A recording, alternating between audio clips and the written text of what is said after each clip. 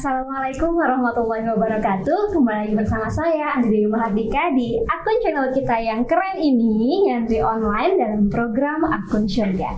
Selama bulan Ramadan, kami akan menemani bulan Ramadan kalian tentunya dengan obrolan-obrolan yang santai namun tetap syarat akan ilmu pengetahuan agama bersama para ustadz-ustadz muda kita yang kredibel dan bintang tamu kita yang menarik. Nah, buat teman-teman jangan lupa subscribe, like, comment, and share. Dan jika kalian ada pertanyaan terkait agama, boleh langsung ketik di kolom komentar. Nanti kita akan jawab satu persatu.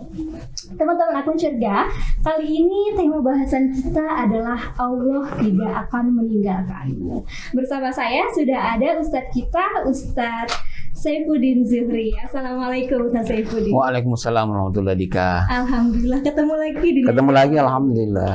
Bagaimana kabarnya Ustaz? Alhamdulillah sejauh ini kita bersyukur kepada Allah Subhanahu wa Baik ya taala. Ustaz ya. Baik selalu sehat. Selalu ya Ustaz.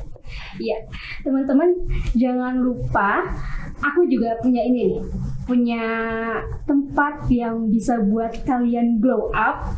Mau lebaran nih biasanya kan kita sebagai cewek-cewek memperhatikan penampilan ya. Buat kalian yang mau glow up boleh banget langsung datang ke klinik cantikan Salva Beauty Clinic di Rukan Permata Senayan Blok B, Jalan Tentara Pelajar, Jakarta Selatan. Just langsung ke sana dapetin promo-promo menariknya. Dan sekarang bintang tamu kita kali ini adalah seorang dokter relawan dari COVID-19, Dokter Aji Saputra. Iya dokter. Ya. Selamat datang dokter di Nyantri Online. Terima kasih sudah hadir di sini. Bagaimana kabarnya dokter? Alhamdulillah baik Kak Dika. Alhamdulillah baik. Ya, kesibukannya apa nih dokter? Sedang vaksin ya? Iya. Vaksinin masyarakat nih sekarang. Iya, alhamdulillah untuk beberapa hari terakhir dari pemerintah kita juga menargetkan untuk sasaran utama yaitu dari usia lanjut lansia, di mana yang dimulai dari usia lanjut dulu. Usia lanjut di mana usianya dari 60 tahun. Kalau yang awal-awal itu sudah dari tenaga kesehatan, sekarang pemerintah lebih fokus untuk usia lanjut Kak Dika. Usia lanjut. Mungkin ada yang mau ditanyakan terkait vaksin ke Ustadz kita ini? Iya. Justru saya mau nanya ke Ustadz ini. Oh, bagaimana? Jadi kalau vaksin pertama itu dok, harus vaksin keduanya itu 14 hari atau boleh lebih dari itu? Jaraknya ya, Ustadz? Jaraknya. Antara vaksin pertama dan vaksin kedua? Oke. Alhamdulillah sejauh ini yang saya baca yang terakhir bahwa untuk jarak antara vaksin yang pertama dan kedua yang saat ini beredar di Indonesia itu memang minimal 14 hari. Minimal. Namun boleh lebih. Nah, karena kita ada pertimbangan juga yang pertama dari segi usia, seperti pada para usia lanjut memang disarankan dari Kementerian Kesehatan itu untuk 28 hari. 28 hari.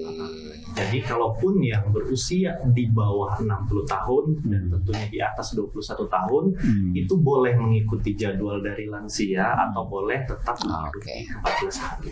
Ya, sip. Terima kasih dok. Berapa persen sekarang yang sudah divaksin di Indonesia? Kalau untuk dari tenaga kesehatan alhamdulillah sudah hampir mencapai semua target. Namun kalau untuk lansia, untuk data terakhir yang saya dapatkan dari wilayah DKI Jakarta itu baru 60%. Baru 60% Mas saja. Jadi saya panggilnya Mas aja ya nih ya, supaya kita lebih nyaman, lebih dekat. Mas dokter. Ya. Mas dokter. Mas Aji. Ustaz, kita kembali ke tema awal. Allah tidak meninggalkanmu. Betul. Namun sekarang ini Ustaz banyak kita Muslim yang masih sering merasa di mana ya Allah, padahal kita sudah sering sholat, kita sudah sering mengaji, berdoa, tapi kenapa Allah tidak mengabulkan doa kita, tapi kenapa Allah rasanya hilang dari kita gitu Ustaz. Kenapa itu Ustaz? Baik, bismillahirrahmanirrahim.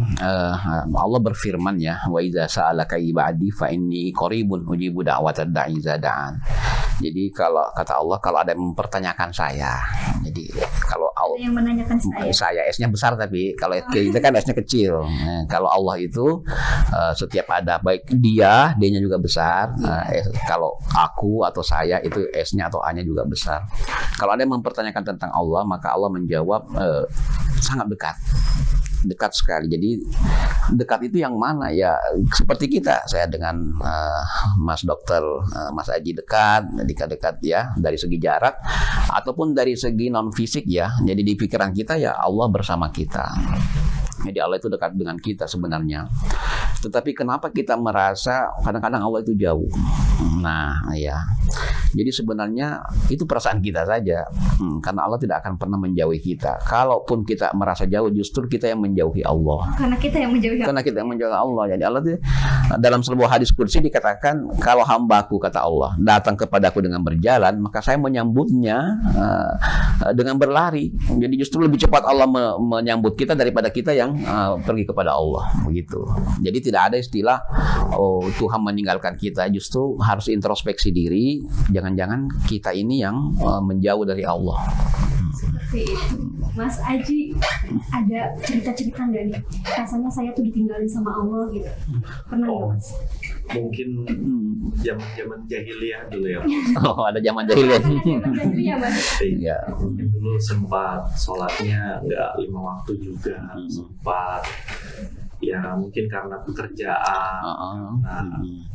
Masih darah muda yang mungkin suka main-main, jadi dulu sempat berpikir kok kayak sama Tuhan agak jauh gitu rasanya Pak Ustadz. Hati juga terasa agak kosong gitu Pak Ustadz. Nah, memang kalau untuk di beberapa tugas saya sebagai tenaga kesehatan, memang ada beberapa pasien juga yang cerita tentang kenapa sih ini merasa jauh dari yang di atas. Nah, memang kalau dari kita dari segi medis itu spiritualitas itu juga penting sekali. Berpengaruh ya. Berpengaruh. Biasanya kalau ke bagian psikologi itu memang untuk gangguan di bagian otak, ada yang karena gangguan mental organik, biasanya kan karena obat-obatan, atau yang kedua juga biasanya karena gangguan pikiran gitu. Seperti itu Pak Ustadz. Nah, saya sempat dengar katanya kalau Allah itu lebih dekat dari urat nadi kita ya Pak Ustadz. Iya. Nah, gimana Pak Ustadz? Oh, itu ada. Jadi ayatnya dalam Al-Quran surat Qaf ya, ayat 16 ya, kalau tidak salah ya. Jadi wa nahnu aqrabu ilaihi min hablil warid, itu dalam Quran. Jadi Quran pasti benar bahwa Allah ini nahnu, kata nahnu. Jadi Allah juga kadang-kadang menggunakan kata nahnu, kami, we ya. Jadi kadang aku atau saya, kadang namanya sendiri Allah, kadang juga kami. Nah, menurut mufassir, kalau kami ini berarti Allah bersama yang lain. Jadi kalau Allah mengatakan inna anzalnahu fi lailatul qadar, kami menurunkan Al-Qur'an pada malam Al-Qadar, berarti kami, kata Allah, berarti Allah dan dibantu yang lain, malaikat Jibril. Nah, jadi itu ya kata-kata nahnu.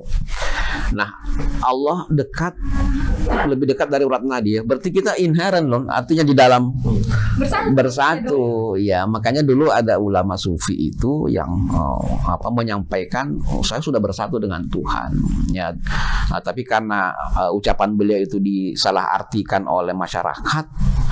Berarti antara hamba dengan Tuhannya itu satu dong. Jadi saya bisa menyembah manusia. Jadi akhirnya kesimpulannya keliru. Jadi keliru. Akhirnya itu harus di-keep ya. Tidak boleh diteruskan lagi ucapan-ucapan seperti itu. Jadi Allah sangat dekat dengan kita. Dulu sih saya pernah baca ada artikel ya, bahwa memang seluruh organ-organ kita ini itu bertasbih.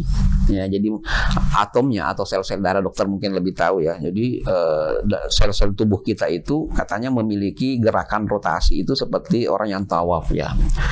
Tapi kalau dalam Quran dinyatakan bahwa semuanya itu bertasbih kepada Allah, semua memuji Allah, tapi kita tidak bisa dengar. Nah, jadi saya katakan sebenarnya orang muslim maupun non muslim itu tubuhnya, fisiknya itu sama-sama beriman karena bertasbih. Cuma hatinya saja tadi yang tidak beriman. Sementara badannya itu juga kan adalah bagian dari makhluk Allah, dia itu bertasbih kepada Allah Subhanahu wa taala. Jadi dekat sekali ya. Saking dekatnya itu kita seakan-akan menyatu. Tapi ya itu tadi, kalau kita pakai kata menyatu itu nanti disalahgunakan oleh orang lain. Itu hanya gambar bahwa Allah tidak di mana-mana, tapi Allah sangat dekat kepada kita. Kapanpun kita butuh Allah, kapan kita ingin mengadu, curhat, apapun, ya silahkan langsung kepada Allah, tidak usah kepada yang lain. Ya, jika Allah tetap bersama dekat dengan kita, gitu Ustaz. Tapi mengapa masih ada kita yang mengalami kebangkrutan, ya, Ustaz? Susah lulus, misalnya gitu Ustaz. Kenapa itu Ustaz? Kita masih ditimpa saja ujian-ujian. Betul, jadi Allah ini memang membuat sebuah hukum yang namanya sunnatullah atau hukum alam ya dokter ya. Jadi misalnya dokter ini kalau ada infeksi, obatnya apa itu dok? Dulu penicillin saya ingat dulu, amoxicillin ya. Jadi harus antibiotik. Jadi kalau kita kena infeksi itu harus antibiotik. Itu hukum alam. Mau yang infeksi itu orang kafir, mau sapi atau apapun, kalau antibiotiknya kena si bakteri, itu bakterinya mati. Itu Allah yang menciptakan hukum itu. Jadi tidak akan meleset. Tidak, insya Allah ya. Jadi setiap orang kena kena infeksi dikasih obat, itu dikasih. Nah, tetapi setiap orang yang punya luka kemudian kena bakteri pasti atau kemungkinan besar dia infeksi, itu dia hukum alam. Nah, kenapa ada orang yang bangkrut? Dia mungkin tidak hati-hati. Ya, kemarin kita dengar banyak investasi yang bangkrut ya karena agennya menjual itu hanya menyampaikan yang muluk-muluk saja, tidak menyampaikan risikonya. Nah, si masyarakat ini atau kita ini, ini untungnya banyak. Padahal secara logika kalau ada keuntungan yang di luar normal, itu kita harus hati-hati. Ambil jalur cepat, pengen cepat kaya, akhirnya tertipu, jadi bangkrut atau tidak lulus ya. Kalau tidak lulus ya mungkin karena kurang pintar satu, atau pintar juga tapi jatahnya terbatas. Jadi ya harus ada yang jatuh, siapapun itu ya. Kalau yang lulus 60, yang nilainya mencapai 60 orang yang qualified, tapi yang diterima 30 ya 30 harus. Jadi tapi Allah tidak meninggalkan kita. Jadi makanya kita nggak boleh misalnya, kalau gini Tuhan tidak memihak saya atau Tuhan membenci saya. Nah, itu tidak boleh. Nah, dalam Al-Quran sudah diwanti-wanti. Ada manusia fa'amal insanu iza mabtalahu fa'akramahu wa na'amahu, diberikan ujian, ditinggikan derajatnya, dihormati orang, dimuliakan orang. Dia bersyukur, benar-benar ya Allah terima kasih saya sudah. Tapi begitu ditimpa musibah, tidak terima dia. Waduh, ini Allah benci saya kalau begini. Nah, itu tidak boleh begitu. Jadi apapun yang menimpa kita, baik kesuksesan maupun kegagalan, itu semua insya Allah dari Allah. Tinggal kita bagaimana menyikapinya. Jadi urusan bangkrut, urusan sukses itu bukan karena Allah jauh dari kita, tapi itu adalah ujian. Jadi kita diuji dengan kenikmatan, kita diuji dengan kegagalan. Berarti Allah itu tidak pernah meninggalkan kita ya Ustaz? Enggak pernah. Iya. Mas Aji, pernah nggak merasa dosa saya ini terlalu banyak sehingga Allah ini takut tidak mengampunkan saya gitu? Iya, Pak Ustadz, sempat dulu kan ada beberapa keraguan ya, karena kalau kita melihat dari umat-umat yang terdahulu ya, Pak Ustadz ya, begitu hanya membuat 1-2 kesalahan, turun azab. Sedangkan saya juga merasa sudah banyak meninggalkan sholat, sudah banyak berbuat maksiat, baik itu yang disengaja atau nggak disengaja. Nah, terkadang ada rasa ragu apakah jika saya bertobat ini masih bisa diterima sama Allah, seperti apa, ataukah mungkin ada cara tertentu atau cara khusus untuk saya diterima lagi taubatnya tadinya. Baik, ya. Yang pertama bahwa Allah itu menerima ampunan semua dosa. Innallaha yaghfiru dzunuba jami'a. Jadi mengampuni semua dosa. Tapi ayat lain mengatakan yang tidak diampuni adalah musyrik. Hanya musyrik. Iya. La yaghfiru ayyushraka bihi. Jadi Allah tidak mengampuni kalau diduakan, dimusyrikan. Jadi salat tapi menyembah juga pohon, ya salat tetapi menyembah batu. Nah, itu Allah tidak ampuni. Tapi kalau dia taubat, sudah meninggalkan kebiasaannya itu kemudian bisa diterima lagi taubatnya. Jadi Allah Maha Pengampun. Dalam Asmaul Husna Allah itu ada At-Tawwab, menerima taubat. Ada lagi Al-Ghaffar, Maha Pengampun ya. Kalau Ghaffar itu menerima ampunan dari dosa yang berkali-kali. Jadi setiap berdosa mohon ampun, setiap berdosa mohon ampun. Jadi panggilannya ya Ghaffar, ampunilah saya. Jadi itu sering. Al-Ghafur ini pengampun, tapi pengampunannya mendalam, tidak sering berbuat dosa, sekali berbuat dosa dosanya besar. Sekali. Itu Al-Ghafur. Ya, jadi Al-Ghaffar ya Ghafur itu itu adalah makna dari Asmaul Husna. Jadi dosa-dosa ini apapun itu Allah akan ampuni. Dalam sebuah hadis qudsi juga dikatakan, kalau hambaku datang dengan segunung dosa, maka Allah menyambutnya dengan, asal dia bertaubat ya, Allah menyambutnya dengan dua gunung ampunan. Jadi nah ada masalah. Makanya dulu pernah ada murid yang iseng tanya pada Pak Kiai, Pak Kiai kalau gitu kita berdosa aja ya, artinya nggak apa-apa kita berdosa. Iya. Ya, Nggak apa-apa.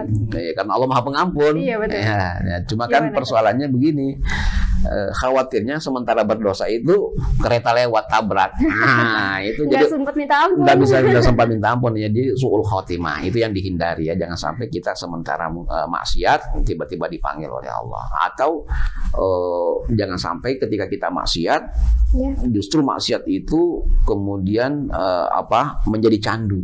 Katanya dosa itu juga candu. Jadi mencuri satu berhasil, wah ini mencuri lagi yang lebih besar, ya. Karena itu sifat manusia seperti itu.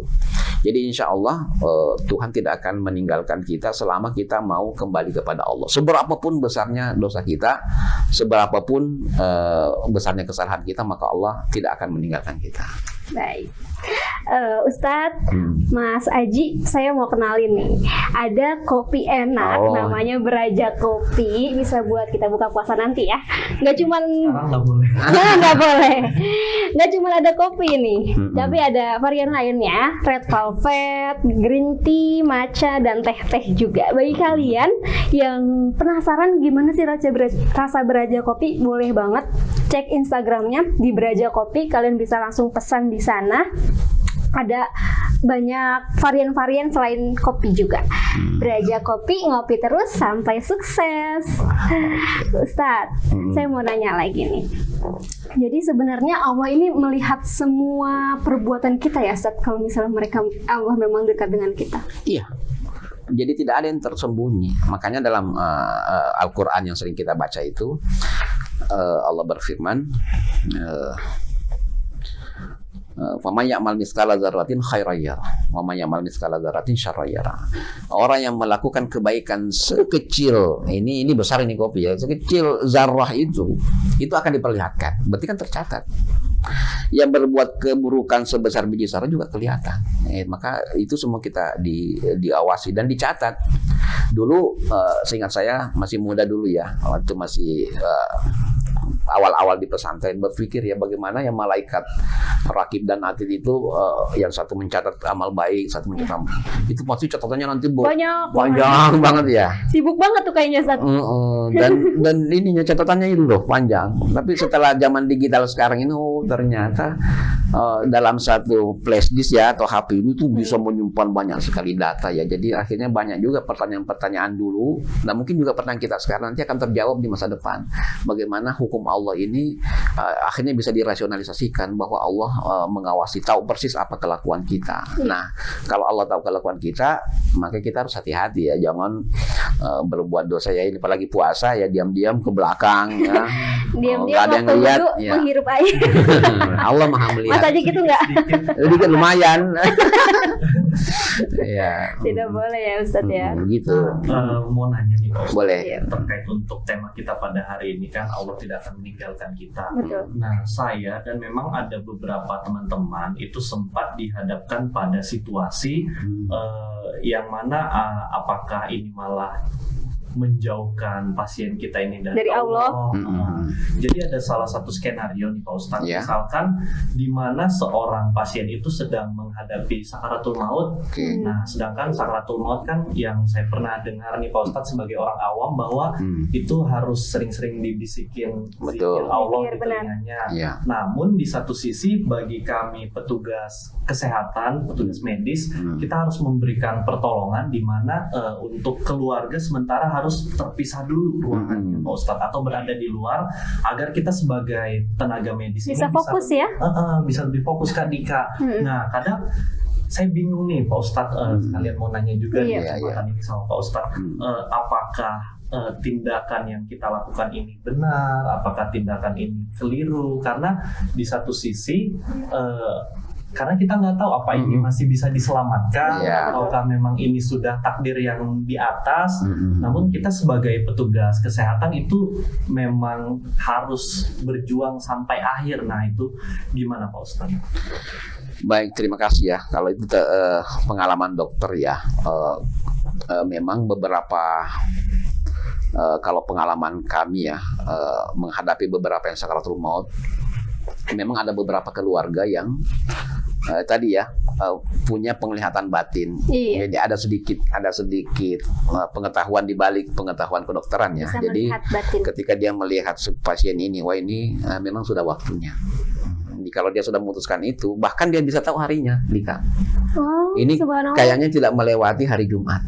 Misalnya itu hari Rabu ya, ini tidak melewati hari Jumat. Udah tahu itu. Entah dia mata batinnya atau dia mendapatkan bisikan ilham. Nah, biasanya mereka dengan begitu minta kepada rumah sakit supaya dikeluarkan.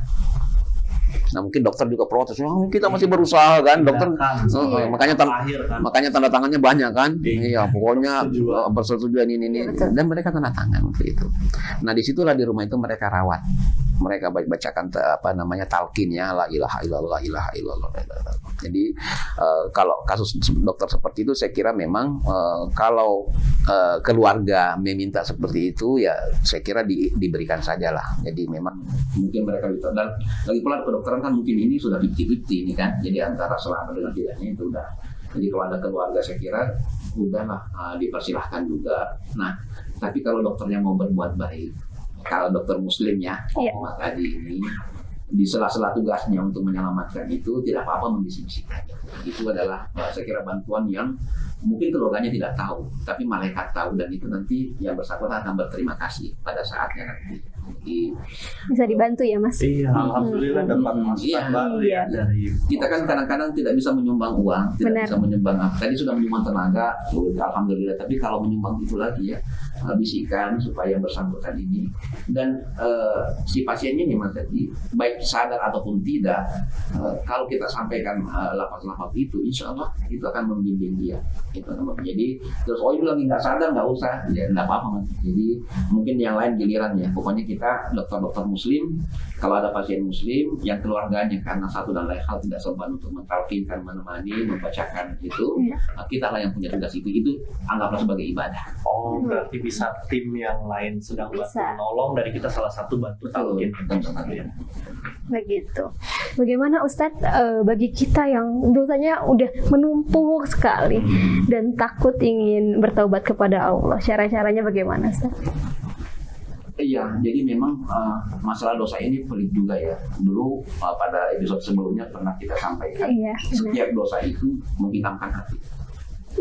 Setiap dosa menghitamkan hati. Sampai dosanya menggunung tadi ya, jadi hatinya itu hitam pekat. Sementara hitam pekat itu mungkin tinggal sedikit celah sehingga dia kemudian sadar untuk bertaubat. Hanya sedikit saja. Sedikit saja. Itu sudah, itu makanya kita tidak boleh mendawamkan maksiat. Jadi dawam apa itu Ustaz? Dawam itu artinya berkesinambungan. Jadi kalau berbuat dosa cepat-cepat sadar, dosa lagi sadar lagi. Jangan dosa sekali aja nanti tobatnya. Itu nggak boleh. Itu kan udah usia tua udah rajin ke masjid, nanti kita tua juga baru ke masjid. Yakin banget lo hidupnya panjang. Padahal malaikat Israel itu tinggal cabut ya, lewat lah atau macam-macam setrum ya. Jadi itu ya, tetapi insya Allah semua orang berkesempatan untuk bertaubat. Makanya jangan juga kita punya teman kelihatan udah kerjanya tiap hari minum aja ya, mabuk, judi dan sebagainya, jangan kita tinggalkan. Karena apa? Karena dia masih punya kesempatan untuk bertaubat, dan mudah-mudahan pintu taubatnya itu lewat kita. Nah, jadi kita berkontribusi. Kalau kita berkontribusi, insya Allah dapat feedback ya, ada kalau yang bisnis itu ada sahamnya lah. Kalau kita punya kontribusi untuk mengislamkan atau mentaubatkan seseorang, maka insya Allah kita akan mendapatkan benefit lah dari situ. Itu hitungan-hitungan Allah Subhanahu Wa Taala. Nah biasanya orang seperti ini itu sudah hampir-hampir tidak, dan dia sendiri sudah mungkin malu atau apapun. Benar, Ustaz. Putus asa. Putus asa. Nah, ada ayat mengatakan latai asumir rahillah, jangan putus asa dari rahmat Allah. Tadi kita sudah sampaikan hadisnya ya, kalau datang dengan segunung dosa, Allah datang dengan 2 gunung maghfirah. Bagi kita itu sebenarnya dosa itu besar, tapi bagi Allah itu kecil. Tidak ada yang kecil, tidak ada yang besar bagi Sang Maha Besar.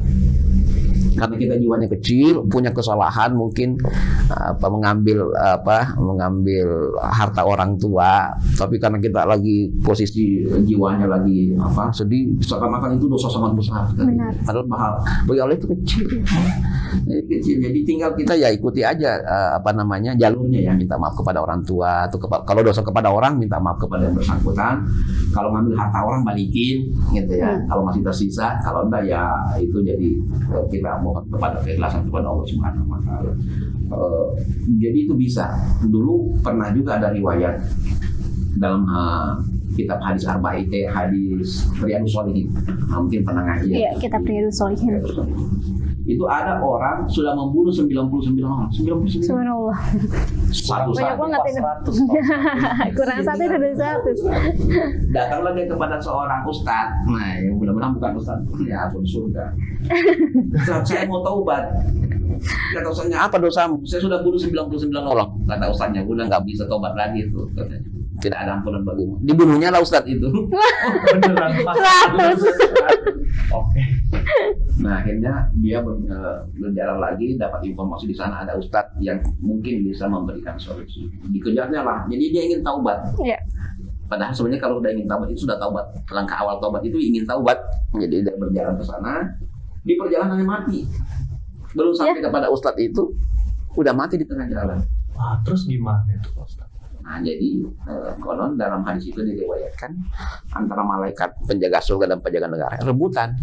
Ini penduduknya siapa ini? Penduduk neraka atau penduduk surga? Ya kan? Betul. Akhirnya dihitung. Gimana tuh? Ini kan dosanya banyak 100.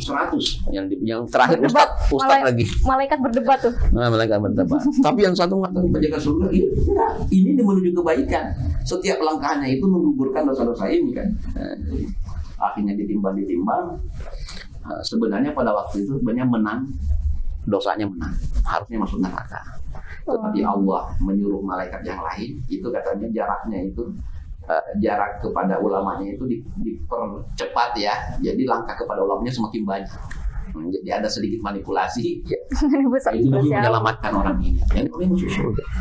Jadi ini 100 orang yang dibunuh. Jadi kalau dosa korupsi, dosa apalah, itu insya Allah kalau kita mau tobat tentu dengan niat ya.